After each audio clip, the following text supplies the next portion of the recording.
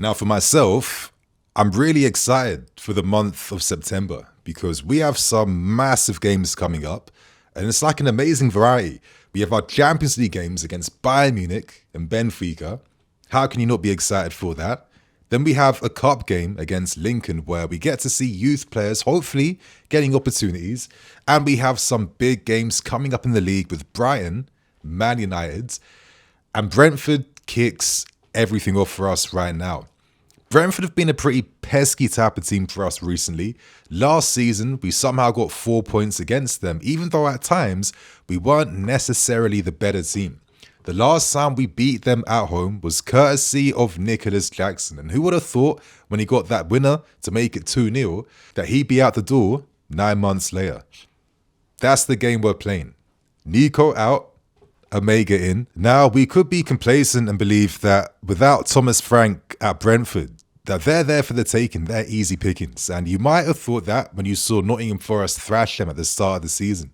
But since then, they've put some respect back on their name and they've showcased that maybe there's more life left in their tank. Getting 6 points against Villa and Bournemouth, but then losing in the cup game into Sunderland where, listen, they did rotate their squad a little bit. But one thing with Brentford is when they play against us, they play with confidence. They play like they know they can beat us on their day. And that's something that we need to avoid. Coming back from international break, there's going to be a lot of questions in regards to what type of lineup we're going to see Enzo Maresca put out. We have new signings in Garnacho and Buonanotte, who we're all expecting will feature in the game. There's question marks on whether Cole Palmer will even take part in the game tomorrow. And we're dealing with some of our own little niggling injuries at this point in time. So for myself, I think Brentford is a great game to come back to after the international break because it wakes you up. It gets you ready for the big month ahead with even bigger tests to come. And if we're ready for all the tests that will be thrown at us in September, getting a result against Brentford away from home in a stadium that we have not won in since 2021 under Thomas Tuchel. This will give us some confidence as a fan base that this team is ready for the month of September. So my friends, you guys know what to expect now from these previews. Of course, predicted lineup, press conference key points, and my prediction at the ends. Hit that like button if you guys feel we're going to get the win. And let's move on to discussing the predicted lineup. Now, we learned from Enzo Maresca that Cole Palmer is literally touch and go right now. He might play. At the moment, he is currently in recovery mode, which is promising. He did take part for half the session yesterday, and he would have taken part in a session today as well.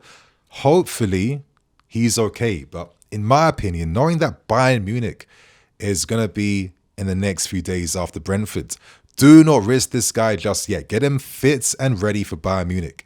That is the best course of action in my opinion. Outside of that, could Garnacho, could Buonanotte make appearances or even start with their debuts against Brentford? Is Reece James going to start after playing 2 consecutive games for the national team? Could Gittins even start? There's so many question marks on the lineup.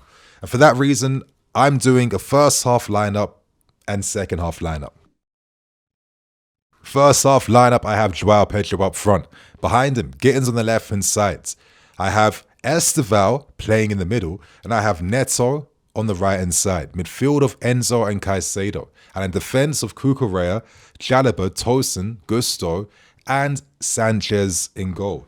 Now, I've thought long and hard about this lineup. I even thought about the possibility that could we see maybe a 4-3-3 use with Andre Santos playing there to give us like strength and to give us the fight needed to combat, a pretty physical and aggressive Brentford midfield. But I do think that Maresca wants to continue to showcase the team's development in this system right now. I don't think you want to switch things up just yet. And I guess the big risk I'm taking with the first half lineup is that I'm just not risking Cole Palmer. I think with Bayern Munich, that'll be the perfect game to bring him back for. Make Bayern Munich have question marks in regards to whether Palmer's even going to be about or not. Yeah, let's actually confuse them. Let's give them things and second thoughts and guesses to think about tactically when they play against us. I think in the meantime, keep him safe. Esteval can play in the middle. And when he plays in these positions, he does have the license to drift across the lines, which I like. We saw that in all the games he's played in recently, and he's added something to our attack, adding that dynamism, adding that dribbling threat, that directness, the movement. I think Esteval can play that role for sure, and I think tomorrow against Brentford would be a great test to use him there. If he's doing that, you have the pace of Gittins on the left, Neto right inside, two-way threats inside and outside. And I think if you're Neto, who's been a really consistent player for us, playing a great squad role for the team, and maybe at times you don't necessarily get the credit you deserve, because for a team to work, you can't have 10 outfield stars. You need to have some stars supported by players doing their bit for the team, and I think this is what Neto is the definition of. So I think it would be nice for him to play his best position on the right-hand side. And I think having that threat and pace of Gittins Neto could cause a lot of issues to Brentford. I think with Garnacho, it's a bit too soon. Midfield speaks for itself, man. Let's keep it real. And defense speaks for itself. I think with Reece James playing 2 games in a row, again, I need Reece ready for Bayern Munich. It's really that simple. Gusto, you're back in the team. Reece, you'll be ending the game. That's the fair balance here. So that's the first half lineup. And for how I see us ending the game, fingers crossed, hopefully, if we're in the lead, if we have something to work with, here's my team. Now for my second half lineup, I'm expecting Pedro to end the game, but I'm expecting us to see more debuts, and I do believe that Garnacho will get some minutes to end the game. At the moment, Maresca has commented on the fact that Garnacho's fitness isn't peak yet. As we know, that was heavily disrupted as he was ostracized from Man United's pre-season. That's going to affect your capacity to be ready for the season. But I think on the plus side, he's had 2 weeks now to just condition himself to get ready. And the best way to condition yourself next is to get some match time. And I think if he gets the final 20 minutes, that could be the best use for him. So I'm expecting Garnacho to make his debut tomorrow. Let's see what he brings if hopefully we have the lead and we're playing deeper and then hitting them on the counter-attack. That's what Garnacho's there for. I do think Buonanotte may come on too, because I think Esteval and others need to get rested. So it'll be a big moment for Buonanotte, because any minutes he gets, any scraps he gets this season, he has to work for them. He has to fight for them. He has to let Maresca know, I am more than just a lone player. See me as someone that you could be working with now for the next few years. I think he comes on. But I also think, depending on the lead we have, Maresca may take some opportunities, and I do believe that Cucurella will get rested. I think Hayter will end the game because he has to get ready for Bayern Munich. Reece James will come on to replace Gusto to shore us up in the middle of the field.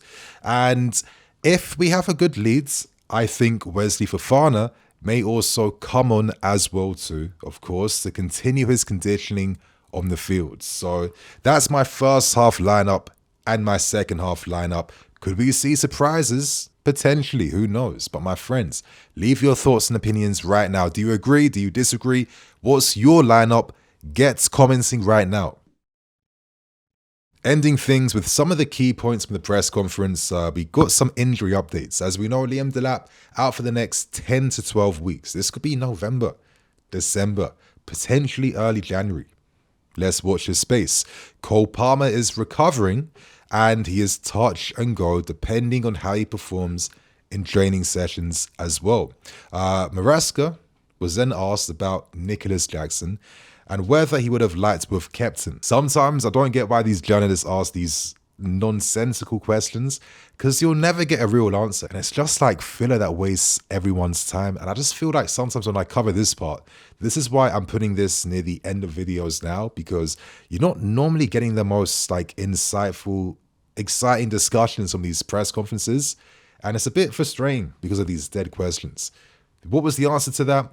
Maresca said nothing, of course, and said good luck to Nicholas Jackson. Garnacho is making some decent impressions, and as I said earlier, right now his fitness is not optimum. So let's see when he gets played. But I think based on what Maresca said, don't expect him to start the game. If he does, that will be a massive surprise. And maybe Maresca springs that on all of us. Maybe he is there a lot sooner than we even realize. But it does seem like, based on what he was saying in regards to him having an ill-prepared pre-season, I think the best you can hope for him is making a substitute appearance. Of course, Maresca respects the threats of Brentford. We've had tough games against them. We did pick up 4 points, which, when you look back on things, is pretty admirable, to be fair.